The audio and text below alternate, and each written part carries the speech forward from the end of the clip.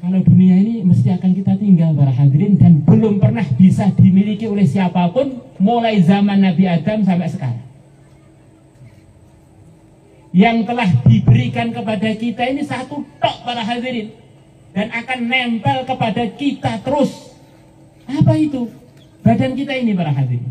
Selain badan kita, kita di dunia ini hanya mampir, hanya gantian untuk tinggal di rumah, tinggal di sawah, tinggal di jabatan, hanya mampir tok. Maka kalau tubuh kita ini kita atur dengan agama, yang kita ampiri-ampiri tadi menjadi tempat markas keuntungan-keuntungan kita di surga sudah dapat bekal yang begitu banyak. Maka dulu di sana para hadirin,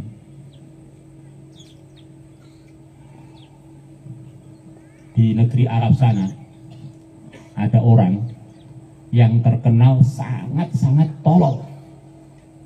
Saking tololnya, kalau ada orang tolol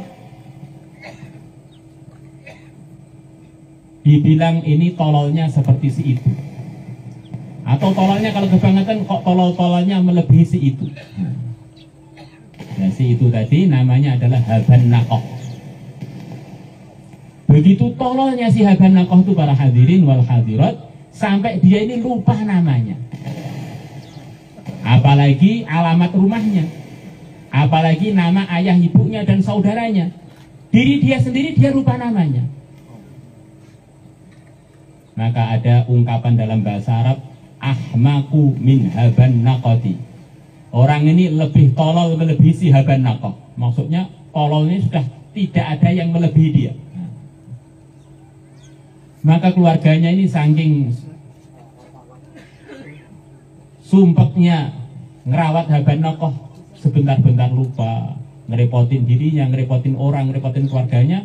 Akhirnya Haban Naqah itu dikalungi kalung. Kak daerahnya sudah tahu semua, si Haban Naqah itu satu itu saja. Dikalungi kalung, isinya saya adalah Haban Naqah. Biar kalau dia bingung cari rumahnya, orang akan mengarahkan ke rumahnya. Biar dia kayak dia kalau bingung siapa dia, biar orang-orang bilang kamu itu Haban Naqah. Maka suatu hari para hadirin wal hadirat, Haban Naqah itu tidur. Haban Naqah itu tidur. Tengah-tengah tidur ada kawannya usil membuli dia. Kalungnya diambil dan dipakai oleh teman dia. Maka begitu dia bangun tidur kebingungan, kamu itu saya atau saya siapa?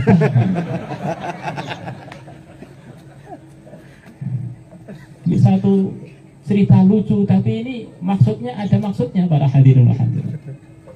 Orang itu tanpa ilmu agama nggak terasa dia ini jadi Haban Naqah di zaman akhir. Ketika dia diajak ke masjid, saya sibuk ngurus ladang. Loh, memangnya kamu itu ladang? Wong yang saya ajak bicara kan kamu. Begitu disuruh ngaji, saya sibuk mau caleg saya. Loh, yang saya ajak bicara itu kamu loh, bukan jabatan kamu. Di orang ini sekarang banyak yang lupa jati dirinya para hadirin. Kita ini siapa? Pendengar dan pembicara inilah kita. Yang lain itu adalah ujian bagi kita.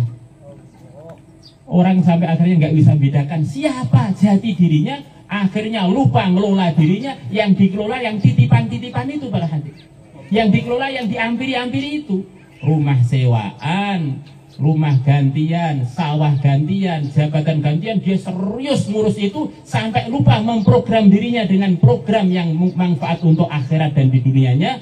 Akhirnya di akhirat sana dia pelongo gak dapat bagian apa.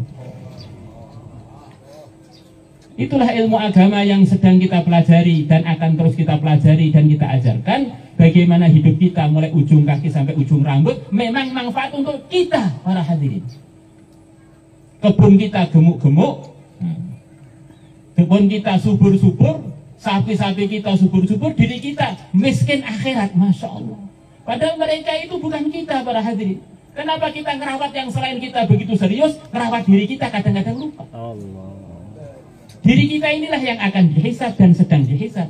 Diri kita lah yang akan ditanya di kubur. Diri kita lah yang akan timbang amalannya, diri kita lah yang akan diberi catatan amal, baik pun pakai tangan kanan atau tangan kiri, naudzubillah. Diri kita lah yang akan masuk surga ataupun masuk neraka.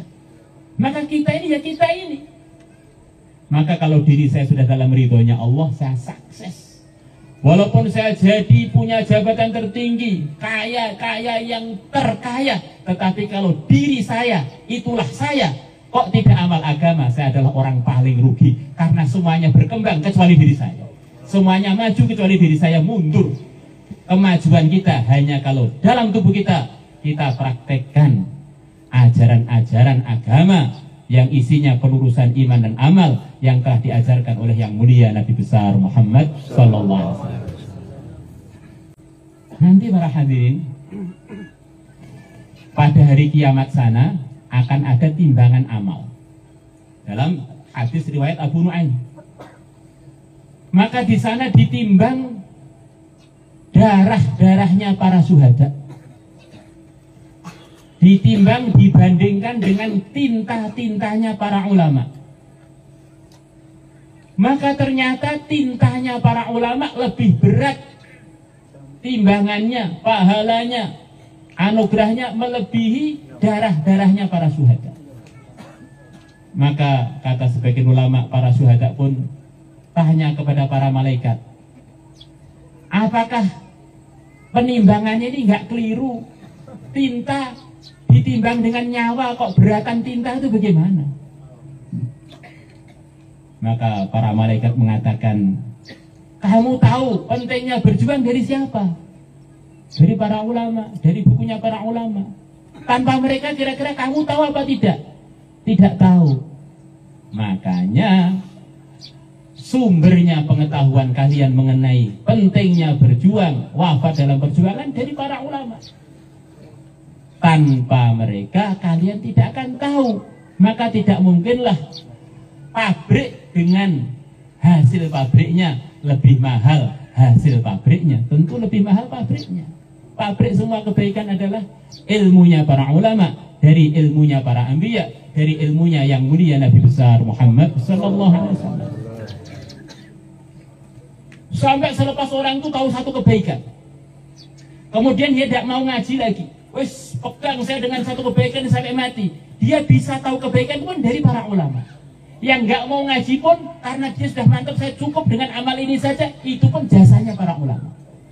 Ada orang tahu mengenai yang benar adalah Tuhan Maha Esa, utusan akhir zaman, utusan terakhir, termulia adalah yang mulia Nabi besar Muhammad SAW. Lepas itu nggak mau belajar apapun, itu pun dia tahu itu dari ilmunya para ulama.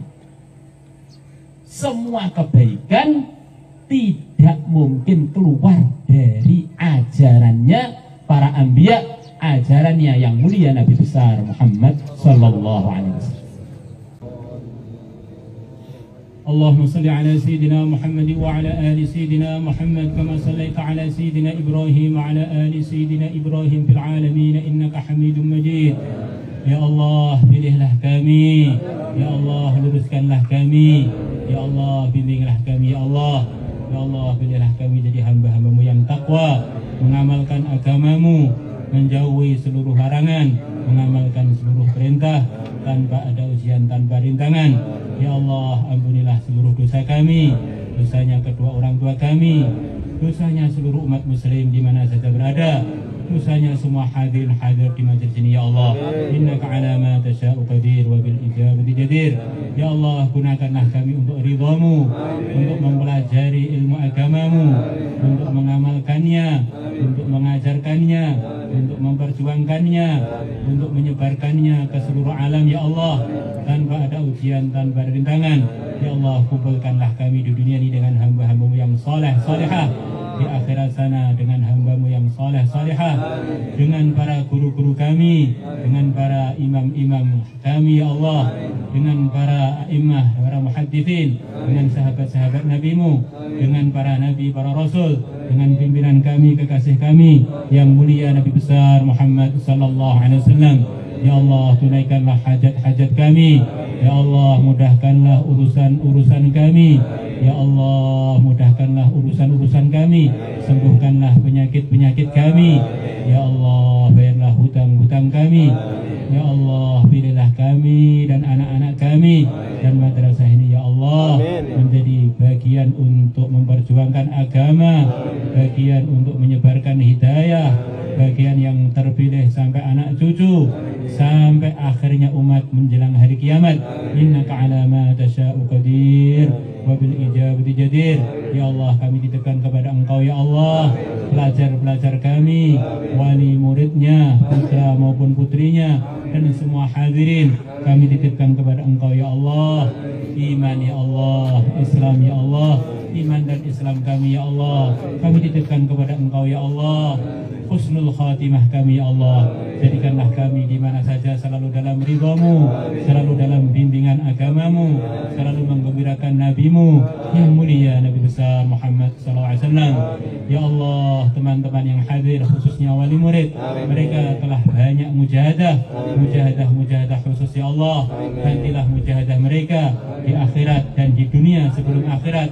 Mudahkanlah urusan-urusan mereka, mendapatkan rizki yang barakah, yang halal, yang banyak, yang mudah untuk mendukung perjuangan anaknya dalam ngajinya, dalam belajarnya, dalam mengajarnya, dalam kepesantrenannya ya Allah, dan untuk mengembangkan kebaikan-kebaikan di negeri ini ya Allah, bahkan di seluruh dunia ya Allah. Innaka ala ma tasya'u qadir wa bil ijabati jadir. Ya Allah, kapan saja, di mana saja Engkau berkehendak mencabut nyawa kami, jadikanlah waktu itu waktu yang terbaik dalam kehidupan kami. Kami dalam ridhamu, kami dalam memperjuangkan agamamu, kami dalam keadaan diridhai oleh Nabi kami yang mulia Nabi besar Muhammad SAW. Kemudian kumpullah kami dengan beliaunya di surgamu yang tertinggi, walaupun kami tidak layak untuk itu ya Allah. Kalau Engkau pilih kami, siapa yang bisa menghalangi? Ya Allah, pilihlah kami. Ya Allah, pilihlah kami. Ya Allah, pilihlah kami dengan berkahnya seluruh guru kami, berkahnya seluruh orang saleh salehah, berkahnya seluruh nabi, seluruh rasul, berkahnya yang mulia Nabi besar Muhammad SAW. Ya Allah, kabulkanlah harapan-harapan kami tadi ya Allah, tunaikanlah hajat-hajat kami tadi ya Allah, murni anugerahmu tanpa ada ujian, tanpa rintangan. Wassallallahu ala sayyidina Muhammad wa ala alihi wa sahbihi wa baraka sallam. Alhamdulillahi rabbil alamin. Al-Fatihah.